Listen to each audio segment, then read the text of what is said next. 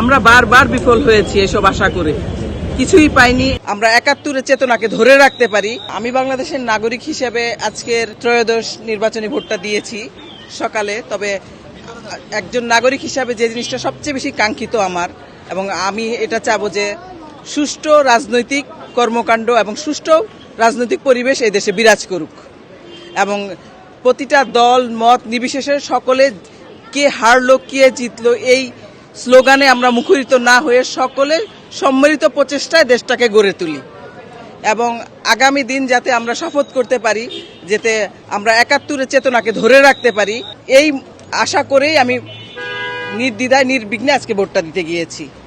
অতএব আর আমার ছোটখাটো বক্তব্য রাখলাম, আপাতত এখানে আমি। গত ১৭ বছর ভোট দিয়েছিলেন না, ১৭ বছরের সময় আমার মনে হয় আমি লাস্ট ভোট দিতে আসিনি, কারণ রাজনৈতিক কর্মকলাপই বলেন আর বিরোধী দল বলেন, সকলের প্রতি আমাদের মনের একটা আক্ষেপ ছিল এবং সুষ্ঠু রাজনৈতিক পরিবেশও ছিল না। এই পরিবেশের কারণে আমরা ভোটটা দিতে আসতে পারিনি। কিন্তু আজকে একটা শান্তিপূর্ণ পরিবেশ মনে হচ্ছে, আইন শৃঙ্খলার যথেষ্ট কড়াকড়ি এবং শৃঙ্খলাভাবে ভোটটা হচ্ছে বলে আমরা আসতে পেরেছি এবং জনগণ স্বতঃস্ফূর্তভাবে ভোটটা দিতে পারছি।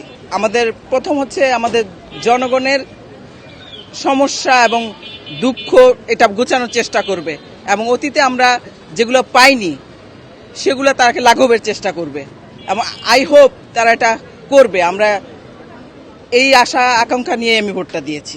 আমরা বারবার বিফল হয়েছি এসব আশা করে, কিছুই পাইনি। আবার হিসাব মিলাতে গেলে অনেক কিছুই পেয়েছি, তো সবকিছু তো সব সরকারকে দিয়ে পূরণ হয়নি আর হবেও না।